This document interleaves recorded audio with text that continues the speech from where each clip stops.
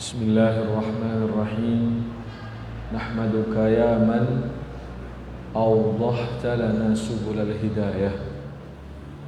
Wassalatu wassalamu ala sayyidina Muhammad ibn Abdullah wa ala alihi wa ashabihi wa man tabi'ahu ila yaumil qiyamah. Asyhadu an la ilaha illallah wahdahu la syarika lah wa asyhadu anna Muhammadan abduhu wa rasuluh man la nabiyya ba'dahu. Puji syukur kita kepada Allah atas segala nikmat yang diberikan kepada kita. Salawat dan salam kepada Nabi Muhammad sallallahu alaihi wasallam. Semoga kita termasuk yang mendapat syafaat darinya di hari kiamat. Amin ya rabbal alamin. Dalam rangka Maulid Nabi kali ini ada yang spesial. Ada orang bodoh di Perancis menghina Nabi Muhammad sallallahu alaihi wasallam. Kita nggak usah marah ya, karena orang yang suka menghina itu biasanya karena orang bodoh. Jadi saat ini kita pertanyakan ini kecerdasan orang Prancis. Mengapa mengangkat pemimpin orang bodoh? Kan gitu.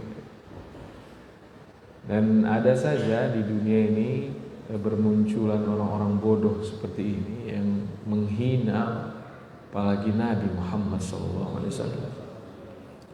Saya kira seorang beragama Islam juga kalau lidahnya lancang menghina Siddhartha Gautama, menghina Wisnu Brahma, menghina Yesus Kristus, ya orang Islam yang bodoh juga itu ya, karena itu bukanlah tindakan orang yang memiliki agama.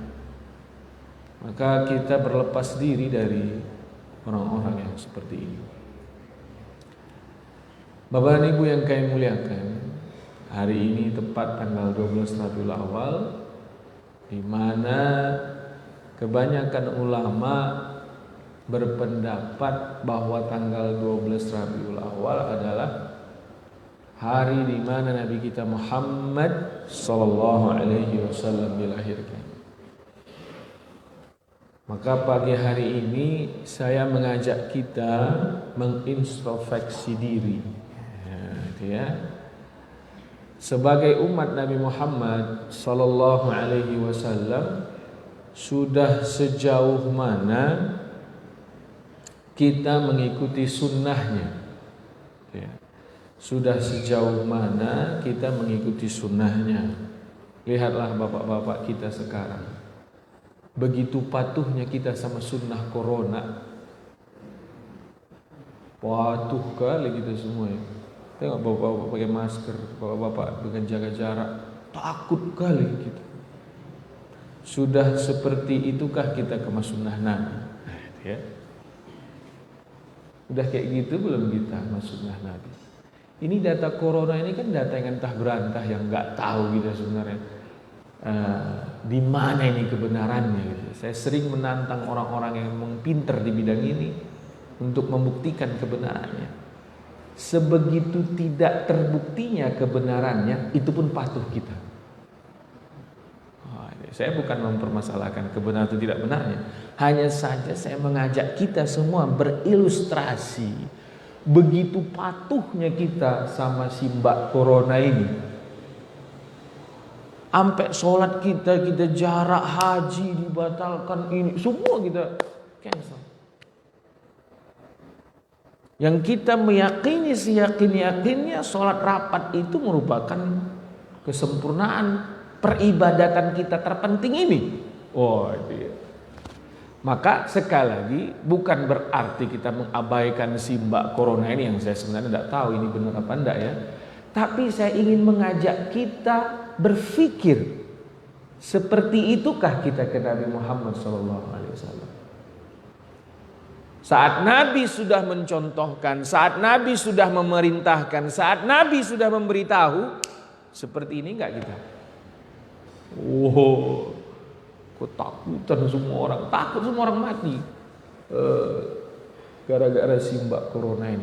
Ketakutan nggak sih kita bila tidak mencontoh sunnah Nabi Muhammad sallallahu alaihi wasallam? Akan berbahaya hidup kita. Itu dia kan. Nah ini saya sering mengajak saudara-saudara saya yang mengaku cinta sama Nabi Muhammad sallallahu alaihi wasallam dengan bertadabbur mengenai peristiwa si Corona ini. Gitu kan? Kemarin nggak lihat Pak ya, orang Islam disuruh berjilbab saja membantah dia. Suruh pakai jilbab membantah dia. Ini pakai masker patuh minta ampun. Nggak ada dia ngomong kebebasan berpendapat apa gitu kan. Ini giliran Nabi Muhammad SAW menyampaikan sesuatu dan kita sampaikan, itu mah pakai.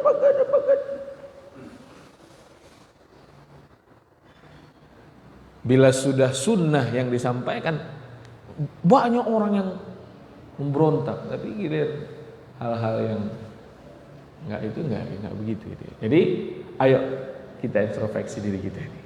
Sejauh mana nih? Gitu ya. Kalau pula mau dibahas semuanya hari ini ya banyak kali Pak ya, banyak sekali.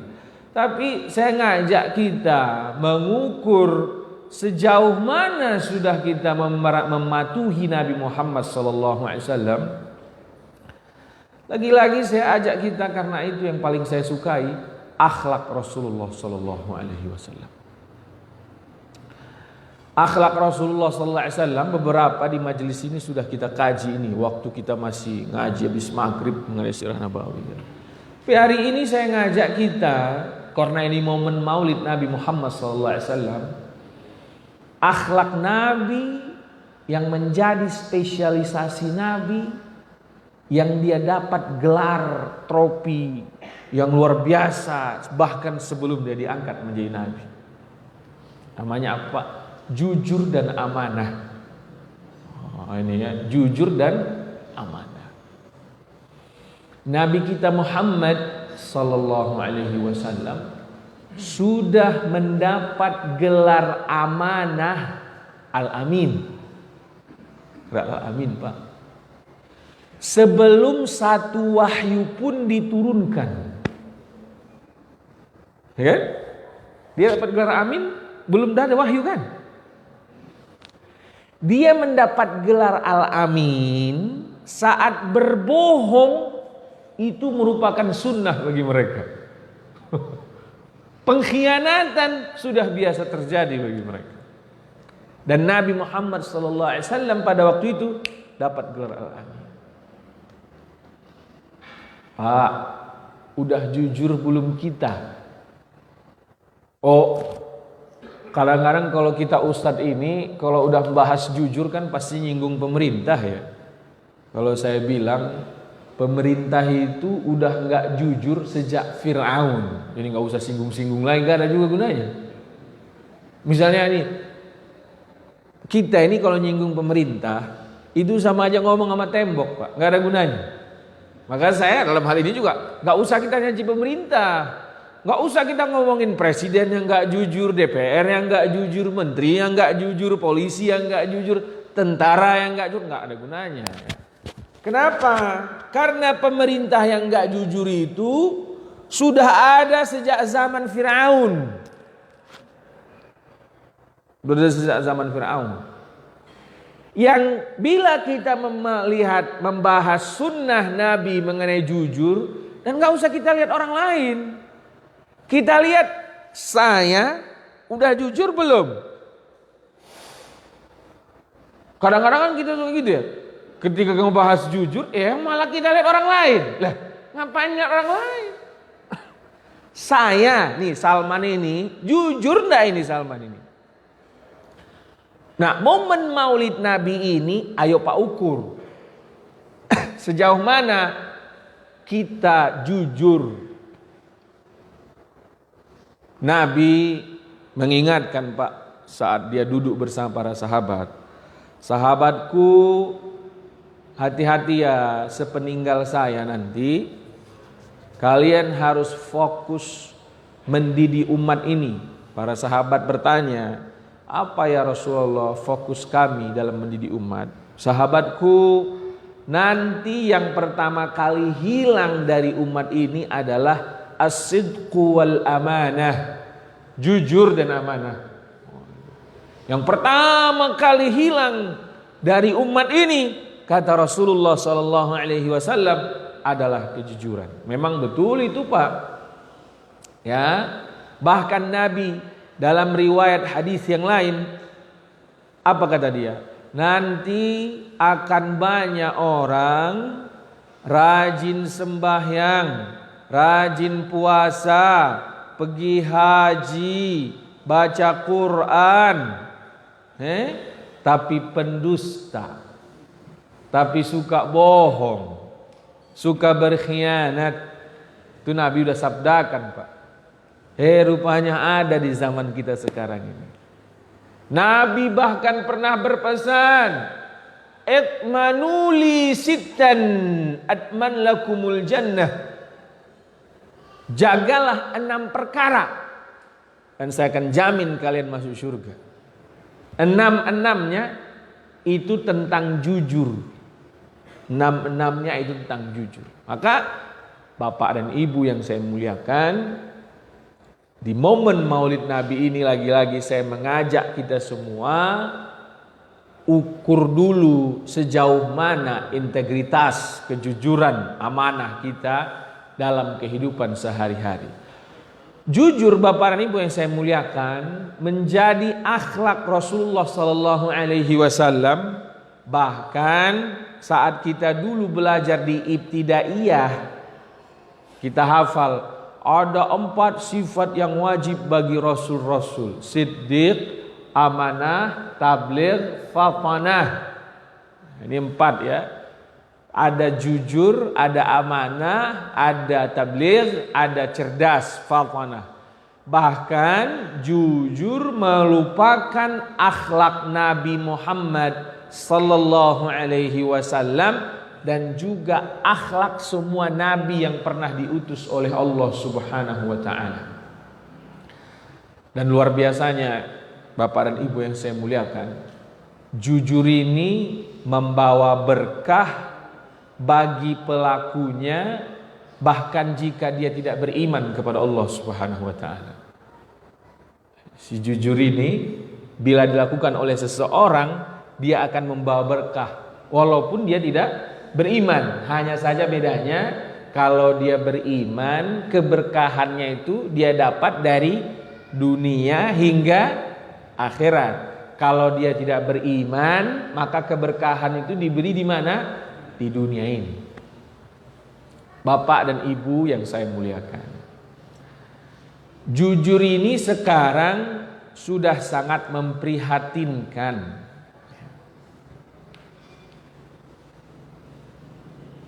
Bahkan di kalangan kita yang berceramah pun sering tidak jujur.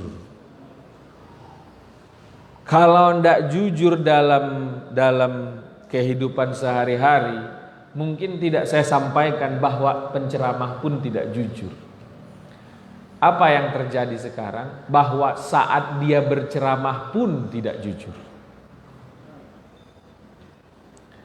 Apa yang terjadi saat dia berceramah pun tidak jujur? Karena dia orang yang berpemahaman A, misalnya kita bilang gitu ya, A. Ada jamaah yang bertanya tentang pemahaman B. Padahal si penceramah ini tahu bahwa pemahaman A dan pemahaman B dalam hal ini sama-sama memiliki alasan atau dalil. Tapi karena si penceramah ini fanatiknya terhadap pemahaman A, dia menghabisi pemahaman B dan mendirikan pemahaman A.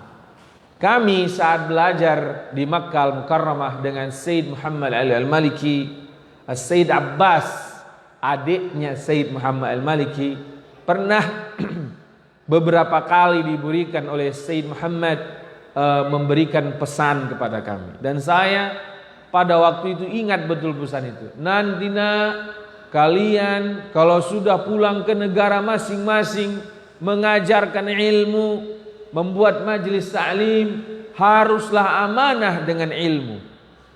Salah satu kita bertanya, apa ini Buya maksudnya amanah dengan ilmu? Amanah dengan ilmu itu selain menyampaikan apa yang sesungguhnya ada di Al-Quran dan Sunnah, apa yang sesungguhnya ada menjadi pendapat para ulama yang mu'tabar, juga saat nanti kau ditanya atau berhadapan dengan pendapat yang berbeda denganmu, tapi pendapat itu benar, kau tahu ada dalilnya, maka sampaikan dua-duanya agar umat tahu bahwa dua-duanya benar. Jadi ini amanah ilmu. Jadi kita lihat sekarang, kita ini penceramah ini karena kita berada di bawah naungan pemahaman B atau pemahaman C atau pemahaman D atau pemahaman E, kadang-kadang nafsu dan syahwat kita mendorong kita mengukuhkan pemahaman kita dan meruntuhkan pemahaman orang lain. Ini kejujuran hilang dari dia penyampai agama itu.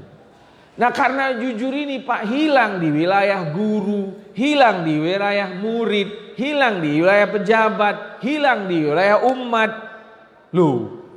Terus bagaimana hidup kita ini? Maka datanglah banyak bencana di kehidupan kita ini.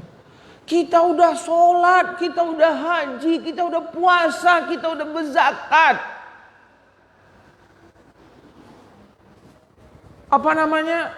Simbol keislaman semakin ramai. Bencana demi bencana datang. Alam bersuara bahwa dia seolah-olah tidak setuju dengan perilaku kita yang sudah menunjukkan betapa hebatnya ibadah kita. Harus kita introspeksi diri. Harus kita introspeksi diri. Apa? Oh, ternyata Pak, coba nanti Bapak di rumah introspeksi kita masing-masing. Kadang-kadang bahkan kebohongan sudah dianggap sebuah berita yang benar. Dusta sudah dijadikan hujjah di zaman yang penuh fitnah ini. Cerita dusta sudah ditelan mentah-mentah tanpa dipertanyakan, tanpa dianalisa. Bahkan di zaman kita ini, cerita bohong, cerita dusta bukan hanya ditelan mentah-mentah, disebar tanpa pertimbangan. Wah, itu ya. Disebar tanpa pertimbangan. Yang akhirnya apa? Membikin kacau balaunya masyarakat kita ini. Hilangnya kejujuran. Hilangnya kejujuran. Bikin rusak kehidupan kita ini.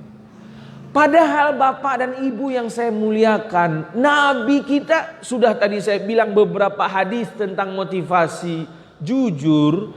Nabi pernah memperingatkan kita dengan keras, sangat keras, menakutkan peringatan itu. Apa kata Nabi?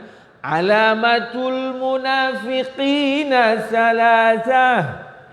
Orang munafik itu cirinya ada berapa? 3. Iza hadasa kazaba wa iza tamana khana. 2 saya ambil nih Pak ya.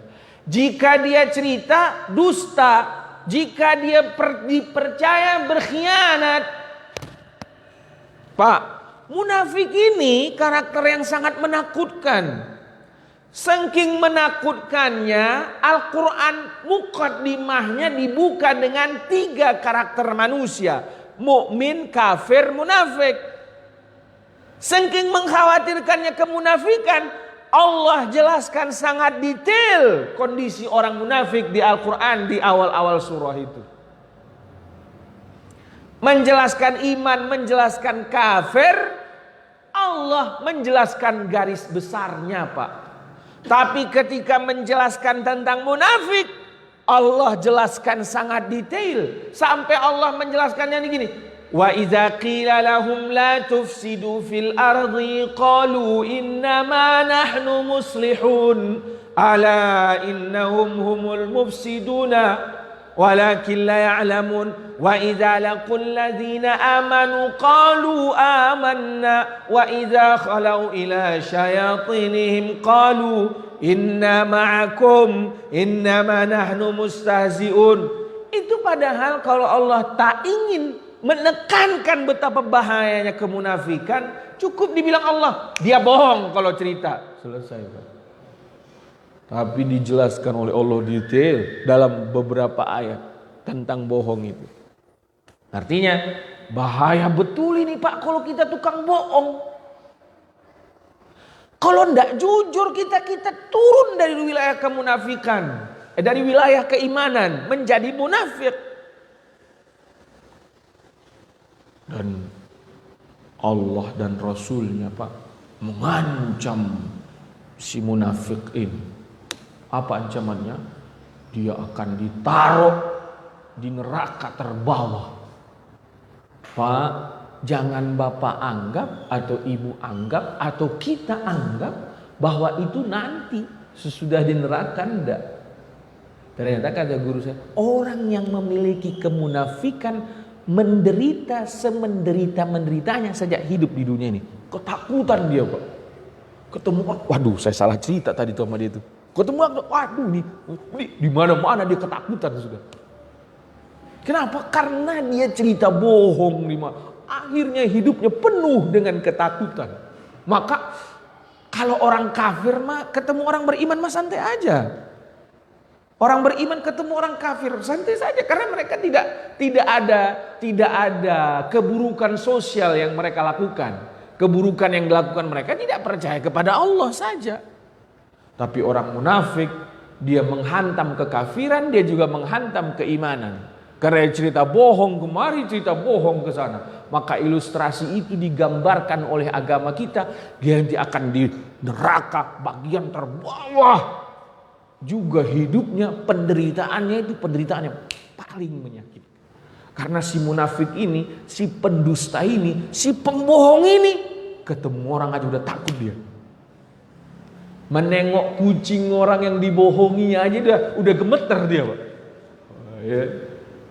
Dia misalnya bohong atau dusta sama si C, ngelihat mobil Avanza, aduh ada dia tuh sono. Dia cari jalan lain itu langsung. Ketika cari jalan lain, orangnya di sono, mobilnya di sono. Waduh, makin stres dia udah. Itulah penderitaan orang yang suka bohong.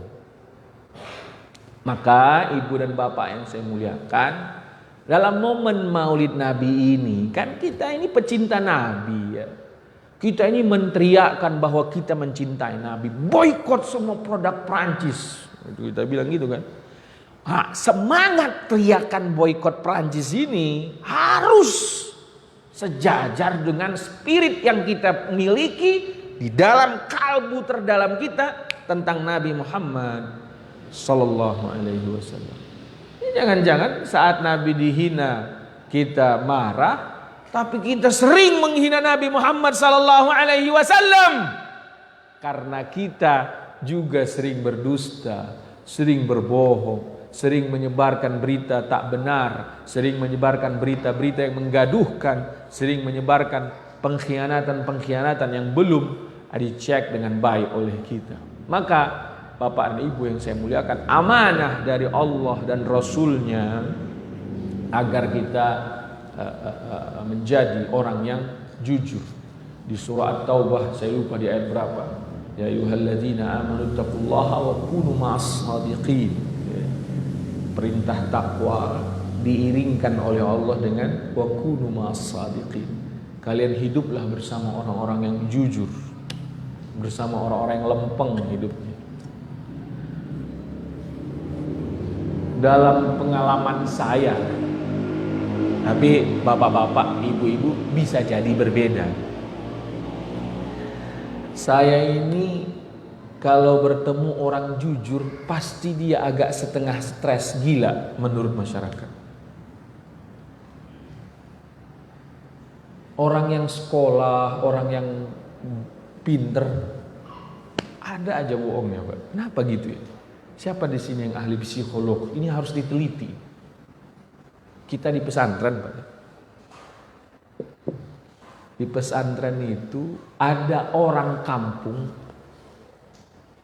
Menurut orang kampung dia ini stres. Bahkan saya tanya, pernah dipasung? Pernah dipasung. Arti memang benar-benar pernah dianggap gila mungkin sama masyarakat. Dan memang hidupnya orang yang pernah dipasung.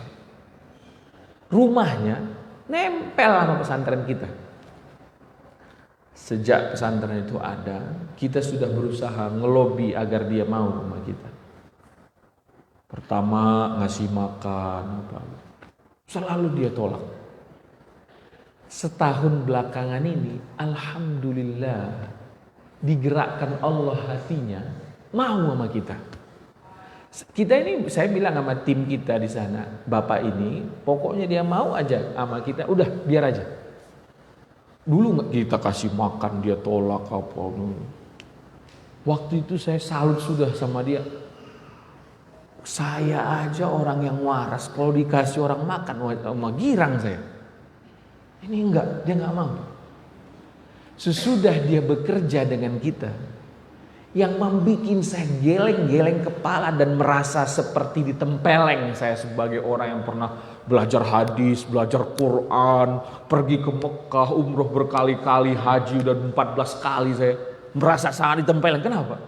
Tiba-tiba dia bilang gini, Pak Ustadz, 2 hari ini saya kerja di upah sehari aja. Loh, kenapa gitu? Kan 2 hari ini Pak Ustadz, hujan jam 2, kemarin jam 2 hujan. Tadi hujan jam 1 atau setengah 1. Kan berarti saya setengah hari. Seumur hidup Pak, saya menemukan orang yang bekerja, baru ini yang kayak gini. Orang yang cerdas nih, yang sekolah biasanya kalau kerja, saya udah masuk kan tuh. Mau hujan apa kagak, ya upah sehari. Dan posisinya waktu itu saya enggak tahu kalau hujan betul apa enggak, maksudnya saya enggak ngeh bahwa 2 hari ini dia kerja posisinya hujan karena kemampuan dia ngoret. Bapak tahu ngoret enggak Pak? Kalau kita punya kebun tuh rumputnya dibersihin, itu kemampuan dia dan dia itu yang dikerjakan. Nah dia bilang kemarin Ustaz hujan jadi saya enggak ngoret setengah hari, lusanya juga begitu. Saya bilang ya Allah, ternyata jujur itu gak harus jadi seorang PhD. Jujur itu gak harus sampai kuliah S3. Jujur itu gak harus bisa membaca ternyata Pak. Nah itu ya. Dia dititipkan oleh Allah jujur. Ya Allah, sejak itu saya sering perhatikan dia. Rupanya memang dia jujur orangnya. Jujur betul. Padahal dia dinilai oleh orang apa? Sedeng dikit, kurang seons. Akhirnya saya meneliti lagi, maksudnya ini orang yang kedua saya diperkenal, saya cerita sama salah satu tokoh di kampung itu, Bang kita harus perhatikan ini, ternyata jujur itu bukan ustadz contohnya, gue bilang bukan pejabat polisi, KPK, jaksa, bukan. Terus siapa? Orang gila yang kita bilang gila itu bukan. Ternyata dia lebih waras dari kita. Saya perkenalkan Ustaz satu lagi yang kayak gitu ada di kampung ini gitu. Saya diajak lagi Pak. Ya Allah, betul Pak. Ini satu orang ini lagi. Kemarin saya duduk sama dia. Ngobrol makan nangkadak yang digoreng. Bapak tahu nangkadak nggak Pak? Ada orang IPB mengkawinkan nangka dan cempedak. Muncullah buah strukturnya cempedak tapi fisiknya besar seperti nangka. Cempedak kan harusnya kecil-kecil ya. Digorengin nangkadak, saya ngobrol, Allah puas sekali. Saya bilang ya Allah, kenapa jujur itu tidak kau titipkan ke saya saja gitu loh. Saya sering menilai diri saya sendiri ya. Apalagi saya Bapak Ibu ya. Saya ini sering diuji oleh Allah dengan jujur. Kenapa? Saya diamanahkan oleh Allah pesantren. Saya bangun pesantren ini. Alhamdulillah ada yang percaya dengan cara saya mengolah pesantren ini. Dikirimnya saya duit. Bahkan ada beberapa sahabat saya, karena dulu kita belum punya rekening yayasan, jadi pakainya rekening saya. Sekarang rekening yayasan itu udah ada. Saya bilang, bro, kawan, jangan kirim ke rekening aku bilang. Loh kenapa? Udah aku bikin rekening yayasannya, udah nggak tahan juga aku kawan melihat duit kau ini nyampe ke dompet aku bilang gitu kan. Kirim ke rekening aku lah. Ah, kalau kayak gitu kata kau, ke rekening kau aja lah kirim tiap hari tiap bulan katanya. Kenapa? Ya biar latihan kau supaya semakin jujur kau katanya. Lah, aku bilang sejujur-jujurnya aku juga nanti jebol juga pertahanan ini bahaya, itu namanya kau menjebak aku bilang. Ya kan? Tiba-tiba duit lagi cekak, bini minta emas, kan puyeng kita Pak kan. Duit lagi cekak, handphone bini rusak. Wah, bahaya aku bilang. Jangan, mulai besok kirim ke rekening yayasan pesantren. Kenapa? Lo biar ada rem saya aku bilang. Karena ngambil uang rekening yayasan itu kan minimal kalau kita ke bank, tanda tangannya harus 2 orang, harus ada ini, harus kan macam-macam Pak ya. Di bank pun kan nggak bisa kita mengambil uang atas nama yayasan sendirian. Aku bilang, kawan, aku ini udah hampir 5 tahun pesantren tanpa rekening yayasan Pak. Saya terima pakai uang saya pribadi. Itu tergoda betul saya kan mobil saya sekarang Avanza itu Pak ya. Kalau lagi datang polisi tidur itu setan bisikin, ada uang di rekening, ganti Fortuner aja. Nggak enak Pak bantingan Avanza itu di polisi tidur Pak. Ya kan? Bu ya naikin dikit Innova kan, Innova di polisi tidur kan masih jeglegeg enak Pak ya. Masih masih begitu. Kalau Avanza ketepok gitu dia kan. Digoda setan kita Pak. Oh, ada duit di rekening, kenapa nggak kau pakai? Oh gitu. Makanya saya ajak Bapak introspeksi ini. Loh karena saya memang itu sedang yang saya latih Pak. Ya. Saya pernah dititipkan orang Pak untuk bangun pesantren, uang 4 miliar rupiah. Kata teman saya yang sama Ustadz, tahu Pak ini Pak, ini betapa jujur itu penuh tantangan. Ya. Kita harus ganti my jujur is my adventure. Wah gitu ya. Waktu itu Pak ya, sahabat saya yang sesama Ustadz, penghafal Quran, paham agama, bilang apa? Salman, ini sesuai dalil dari Al-Quran, kau punya hak 1/8 karena kau ambil. Wah, juga Pak. Apa kebayang nggak Pak 12,5%-nya 4 miliar itu berapa? Lumayan itu Pak. Nanti Bapak hitung aja, 12,5%-nya 4 miliar. Saya yakin bisa beli Innova, bisa saya itu sudah. Ingat? Itu dia. Saya bilang sama kawan, janganlah kau pakai ayat untuk memakan uang umat yang dititipkan ke kita.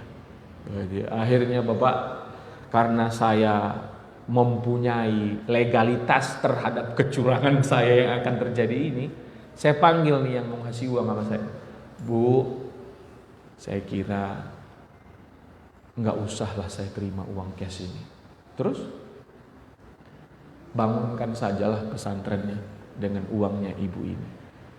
Loh kenapa? Saya takut.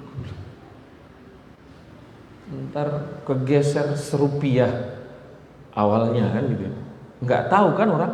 Setan bisikin, man tuh nggak ada yang tahu, serupiah doang mah. Geser 2, geser 3, geser 4, geser 5. Akhirnya kegeser semua tuh ke kantong kita. Nah, ini jujur ini. Nah ini yang sedang terjadi di umat manusia ini Pak. Makanya berantakan nih manusia ini. Karena jujur itu hilang. Pergi dia sembahyang pakai kopiah, dia fasih. Alhamdulillahi Rabbil Alamin. Fasih. Ar-Rahmanir Rahim. Ihdinas siratal mustaqim. alim, fasih. Tapi saat praktek dalam hidup lupa dia ihdinas siratal mustaqim.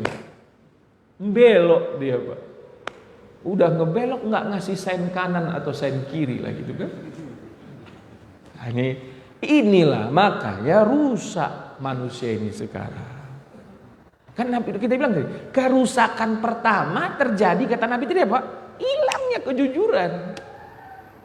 Itu Pak, di masa masih hidup para sahabat kejujuran itu hilang. Kalau kata guru saya, kejujuran yang dibangun Nabi itu bertahan sampai Umar bin Khattab radhiyallahu anhu meninggal. Umar bin Khattab meninggal, benteng jujur itu mulai melemah. Walau masih dikawal oleh para sahabat yang hebat-hebat. Bukan karena sahabatnya jadi nggak jujur Pak, bukan. Karena kemunafikan dan kebohongan datang menggerogoti mereka. Nah, gitu ya. Apalagi lah, meninggallah sahabat-sahabat yang di kader Nabi itu. Waduh, sudah. Kalau sekarang, waduh. Yang bohong justru dianggap benar, yang benar dianggap bohong. Mudah-mudahan ceramah singkat ini bermanfaat untuk kita semuanya. Ayo Pak, kita amalkan. Nggak usah lihat orang lain. Bapak perhatikan tadi saya mencontohkan diri saya. Karena saya nggak mau mencaci orang dengan kebohongan orang lain. Ngapain, nggak ada gunanya. Look at yourself. Nah, lihat diri kita. Sejauh mana. Besok mulai aja dengan kayak gini. Kalau bini nanya, abang di mana? Bilang sesuai di mana kau berada. Kira-kira berani nggak kau Pak? Bini nanya ini, bang abang di mana sekarang? Coba ngeles nggak Bapak? Bini nanya, bang kemarin abang proyek gol itu dapat untung berapa? Kira-kira Bapak berani jujur nggak itu? Berani jujur nggak? Oh segini dek gitu. Apa disisihkan dulu di kantong baru dibilang segini dek? Jujur itu Pak mulai dari hal-hal kecil ya. Saya Pak melatih santri untuk hafal Quran itu nggak begitu stres saya. Tapi kalau tentang jujur, sampai hari ini saya selalu mencari formula bagaimana agar mereka jujur. Saya pernah memarahi mereka hanya karena dia memakai sendal temannya ke musola. Akhirnya mengakibatkan temannya ini tidak pakai sendal ke musola dan dimarahi oleh gurunya. Setelah saya tahu, ya Allah nak, tega kau nak, sama-sama menghafal Al-Quran, kalian sedang menghafal Quran, kau curi sendalnya. Lihat, ini ya, perhatikan baik-baik saya bilang. Lihat nak, bohongmu itu mengakibatkan orang yang benar kena hukum. Ya kan? Akhirnya kan yang kena hukum yang punya sendal Pak. Dia lihat sendalnya nggak ada. Akhirnya dia nekat menerobos dari gedung pesantren ke musola kira-kira 20 meter doang. Nggak pakai sendal. Loh, kelihatan sama guru. Udah kita bikin peraturan, kau kalau pindah dari gedung ke gedung pakai sendal. Apalagi musim hujan, becek. Karena kita kan tanah sawah Pak. Kalau pernah kesana kan tanah sawah. Ya kalau hujan becek, mengakibatkan musola kotor. Ya marah gurunya Pak. Wajar guru ini marah. Karena peraturan sudah dibuat. Rupanya sudah diselidiki. Ada temannya yang ngambil sendal. Saya panggil. Nah, ini momen spesial buat kalian. Lihatlah nak, jujur itu, gue bilang. Padahal temenmu ini nggak salah sama sekali. Kau melakukan kan cuma ambil sendal. Jangan kau bilang cuma-cuma, aku bilang. Saya orang Batak ini kadang-kadang Pak nggak tahan juga kita kan pengen nempeleng aja loh bawahnya kan gitu. Dia bilang apa? Cuma ambil sendal doang Ustaz dari gedung ke sini. Itulah, lihat. Dia menganggap bohong itu dengan kalimat apa Pak? Cuma. La ilaha illallah. Nah ini, hati-hati. Nah, SD kita, SMP kita, SMA kita tidak ada latihan jujurnya. Malah yang ada latihan bohong. Karena kalau ujian, ya gurunya bantu beri contohnya ujian. Kunci jawaban dikasih. Karena si malakama. Kalau muridnya nggak mampu jawab ujian akhir nasional, ya akreditasi sekolah dipertaruhkan. Akhirnya demi akreditasi sekolah, itu kepala sekolah mengirim misi-misi kunci jawaban akan begini nanti soal. Artinya sekolah ini udah pabrik kebohongan itu. Dalam prakteknya mah banyak kita bohong. Apalagi hal-hal kecil kita nggak apa-apalah. Ya. Loh, Bapak bikin SIM, Bapak jujur apa bohong? Coba tanya, jawab dalam hati kau. Waktu kau bikin SIM jujur apa bohong? Jangan-jangan bikin KTP juga bohong gitu. Ya. Gak bisa. Tuh, hilang Pak jujur itu. Sistemnya dibikin, pengawasannya dibikin, CCTV-nya dibikin, slogannya pun dibikin. Bohong juga gitu. Kak, ini bukan PR ringan ini Pak ya. Dan ini bukan kita menghina instansi atau bukan, memang ini kerusakan kita bersama. Saya sebagai penyampainya pagi ini termasuk yang diuji habis-habisan tentang ini. Termasuk yang sedang tidak bisa mengkonfirm bahwa saya seorang yang jujur karena saya tidak tahu. Nah gitu kan, saya tidak tahu. Tapi ayo sama-sama kita latihan. Mudah-mudahan kita meninggal nanti ditulis oleh malaikat raqib sedang berusaha menjadi orang yang jujur. Aqulu qauli hadza astaghfirullah li wa lakum wa lisairil muslimin. Mohon maaf atas segala yang salah. Ada yang mau bertanya boleh? Wah, tenang sekali ya. Siapnya. Ada yang mau bertanya? Ya. Ada yang mau jujur? Ya, silakan. Oh, silakan, Pak. Ini kan zamannya COVID. Ya. Banyak PPKM yang melarang sekolah di matematik. Ada polisi lagi. Ada mengajar, tapi kita nggak boleh masuk. Iya. Gimana hukumnya? Ya. Mau ini Bapak ngajak aku bahas COVID pula. Aku mohon maaf tapi ya, saya sangat menghargai yang sedang meyakini COVID ini ya, tapi saya sangat prihatin tentang peristiwa ini, bukan tentang COVID-nya, tetapi tentang bagaimana kita menerima info ini gitu ya.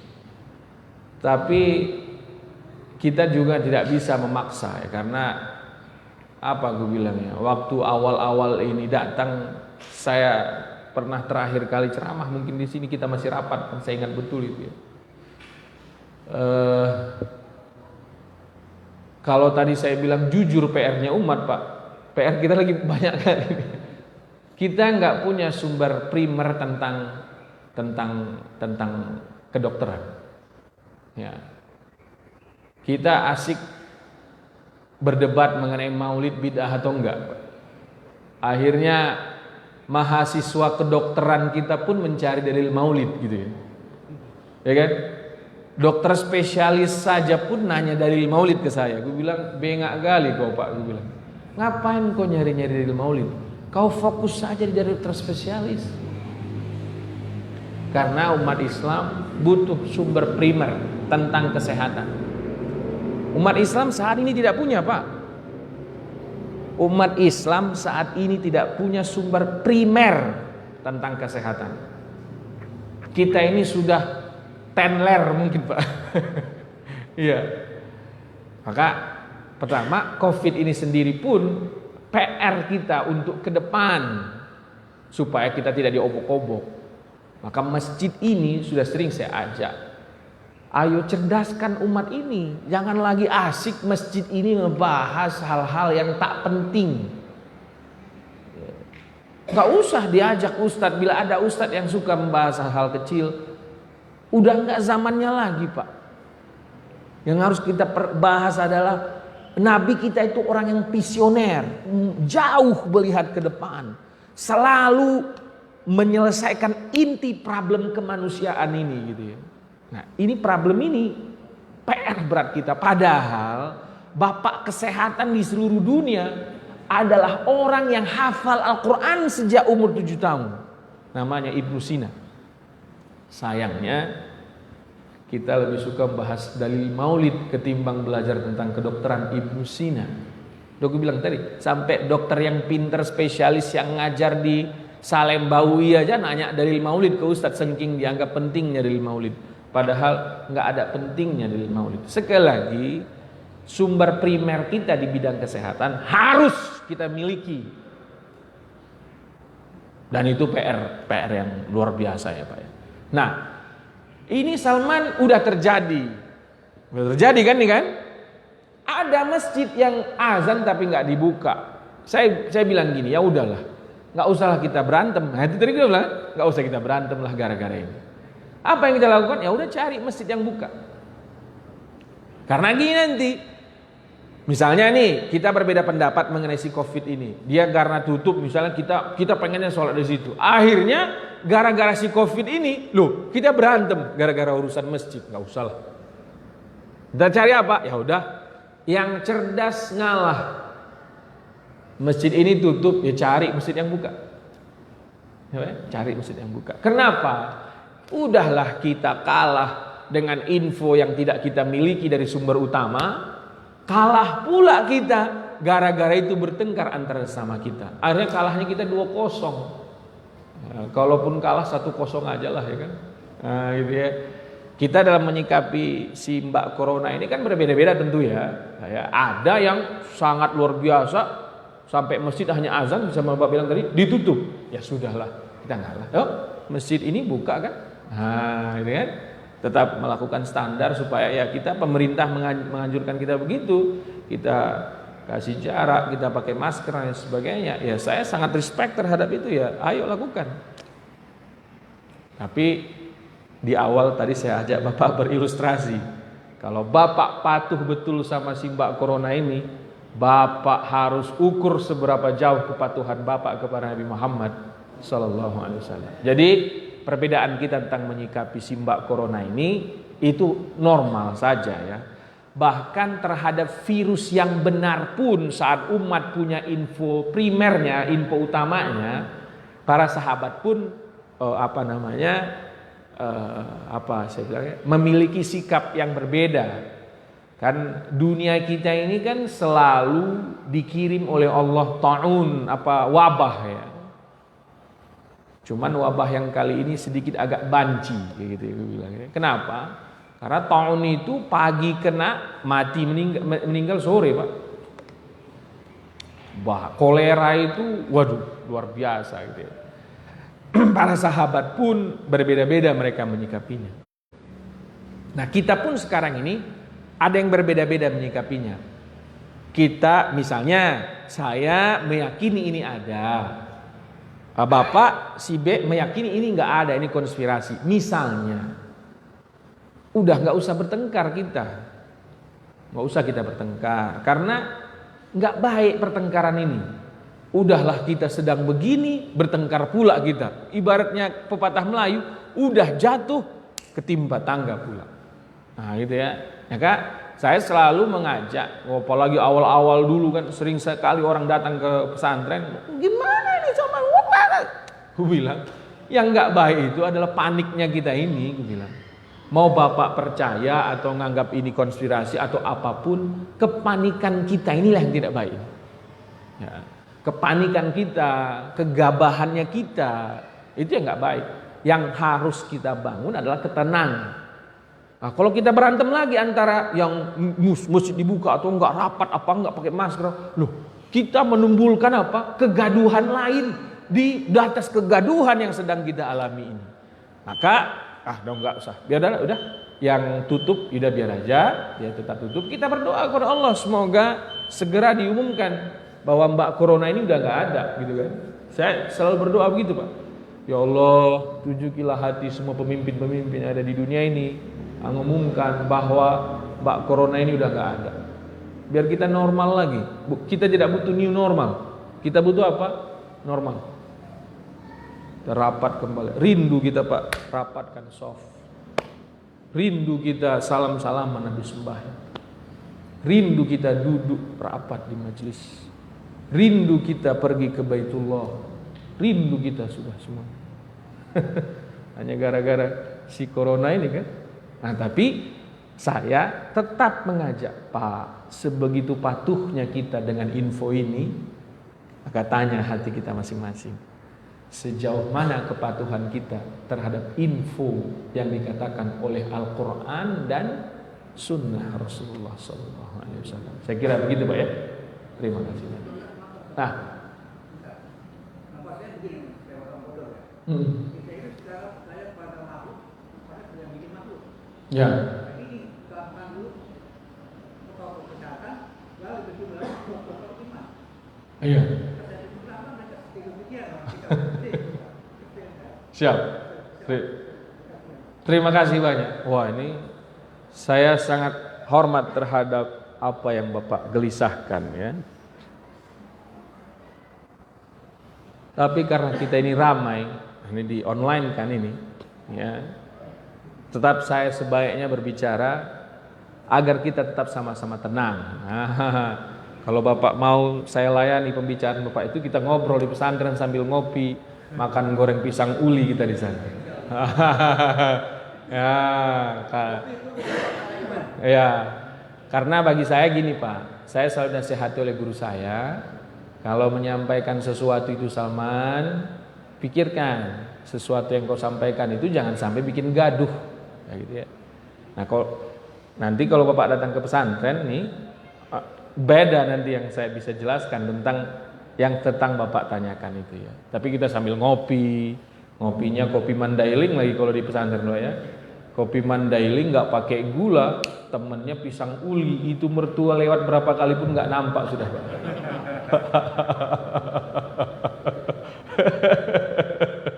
Ya, tapi tetap kita standarkan bahwa ya ayo kita jaga ya, seperti yang sudah Pak bikin ya.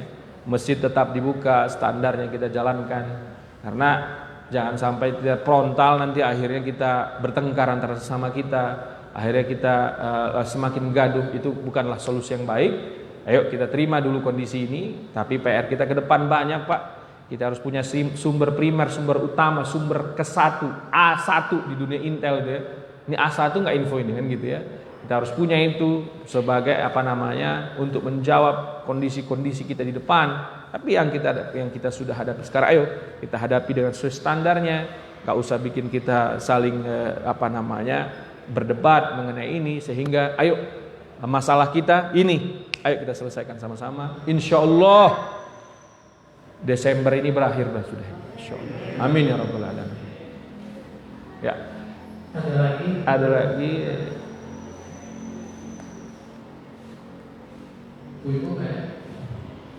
Baik. Assalamualaikum warahmatullahi wabarakatuh. Assalamualaikum warahmatullahi wabarakatuh. Habis ini maksudnya Ya. teman dia bekerja di salah satu stasiun mereka. Begitu beratnya jujur sampai dia bicara dengan anak dan istrinya, dia siap-siap kemungkinan akan bicara. Woi, iya. Jadi dia sering sekali diomeli, dicaci maki sama pimpinan gara-gara jujur. Iya. Dia ketemu teman-temannya, kalau itu makan khas bareng, dia pasti dia pikirin. Iya. Makan sendiri. Yang lain berkumpul dia sendiri karena dijain dengan teman-teman. Tapi karena ya itu mungkin warga iman ya, dia sering berdoa, ya alhamdulillah tidak sampai diberhentikan. Gitu. Jadi memang benar-benar berat dia jujur ya. Berat sekali. Berat. Dilatih ya di keluarga, anak dan seterusnya.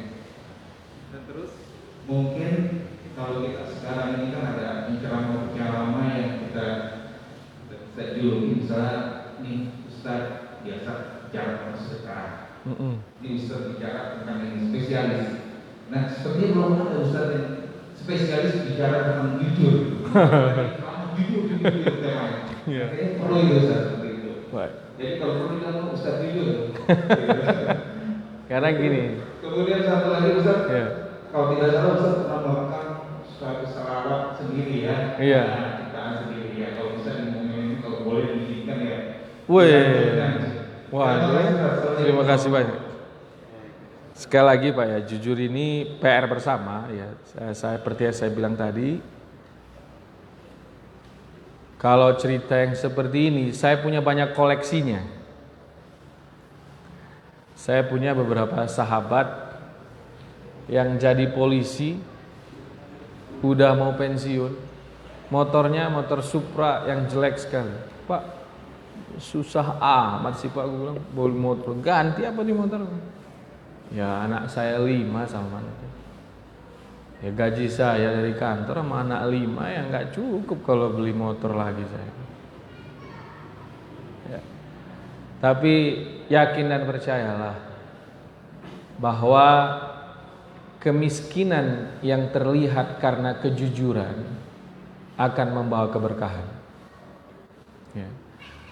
Kadang-kadang Pak, kita sebagai laki-laki bisa jujur, istri kita belum tentu, anak kita juga belum tentu. Maka PR bersamalah ini bagi kita. Dan hati-hati Pak, jangan bawa rezeki ke rumah karena berbohong, karena curang, bahaya. Bahaya. Saya 3 tahun atau 4 tahun yang lalu pernah membahas tema ini. Saya didatangi Pak oleh pejabat tinggi negara ini. Wah, gitu ya. Tapi udah meninggal dia. Yang datang ke saya ini istrinya. Saya takut Ustadz dengar ceramah tadi. Loh, kenapa? Sudah cerita bla bla bla bla. Terus solusinya bagaimana? 25% deh Ustadz dari semua harta saya ini harus saya keluarkan. Karena saya nggak yakin. Saya tahu betul gaji suami saya berapa. Ibu yakin saya. Dipikirkan baik-baik. Anak-anak bapak anak. Enggak usah, anak saya semua udah bekerja. Ya, istikharah lagi. Ada istikharah. Fix dikeluarkan. Saya waktu itu butuh dana untuk bangun pesantren. Dia tawarkan ke saya. Enggak. Loh ibu aja nggak yakin ini halal, belum gimana saya terima untuk bangun pesantren. Akhirnya saya sarankan untuk bangun jalan atau fasilitas umum yang dipakai oleh banyak orang. Ya, saya senang bila ada yang tergugah, walau setengah orang mengenai hal ini. Karena bahaya Pak bila kita bawa ke rumah uang hasil kita berdusta, berbohong, berbahaya. Nabi ingatkan itu, sesenti daging yang tumbuh dari yang haram akan memicu kita masuk ke api neraka. Ya, sesenti daging, kullu lahmin nabata minal haram fannaru awla bihi. Setiap inci daging yang bertumbuh kembang dari yang haram, kalau bahasa Nabi Pak agak ekstrim, fannaru awla bihi, maka neraka lebih pantas. Nah, bagi saya hadis-hadis seperti ini Pak lebih menakutkan dari corona. Maka hati-hati Pak, hati-hati. Saya menutup travel haji dan umroh saya karena banyak berbohong saya untuk melancarkan semua perjalanan ibadah haji umroh itu. Loh, kalau kita jujur nggak keluar surat ini kita. Supaya keluar surat-suratnya ya harus ada dari harus. Kalau nggak jadi barang itu Pak. Jadi jamaah kita nggak berangkat. Izin travel kita aja pun ngurusnya kita. Loh, kalau nggak Pak, kalau jujur kita ya maaf kita nggak maju-maju Pak. Akhirnya istikharah panjang. Ya betul ada problem juga pada waktu itu, ya sudah. 2 bulan sesudah saya umumkan ditutup, datang corona, nggak boleh lagi orang umroh. Ya Allah, bulan luar biasa. Jadi pikirkan Pak bahwa jujur ini sangat fundamental, sangat fundamental. Banyak orang di luar sana, saya yakin bapak-bapak, ibu-ibu sini jujur semualah ya. Banyak orang yang di luar sana Pak, tidak peduli dia uang yang dia bawa itu haram apa halal, hasil curang atau hasil jujur. Saya bukan marah ngeliat orang, saya kesian ngeliatnya Pak. Kesian kita. Dia tidak tahu akibatnya. Kesian betul ya Allah. Saya kalau nggak, ya Allah berilah dia hidayah ya Allah. Dia kan hamba-Mu juga ya Allah. Kesian dia ya Allah. Apalagi sampai uang itu ke rumah ya Allah. Kesian anak-anaknya yang nggak berdosa ya Allah. Harus menerima uang yang seperti ini ya Allah. Kesian nanti anaknya jadi keras hatinya ya Allah. Tolong beri dia hidayah. Bas begitu saya udah. Mau gimana? Kalau saya nasihati mah dia lebih pintar dari saya. Lebih tahu hukum, lebih tahu. Jadi itu dibawa. Pak ya kalau efeknya untuk dia aja. Dibawa, dikasih ke istri, dikasih ke anak. Apa yang terjadi nanti?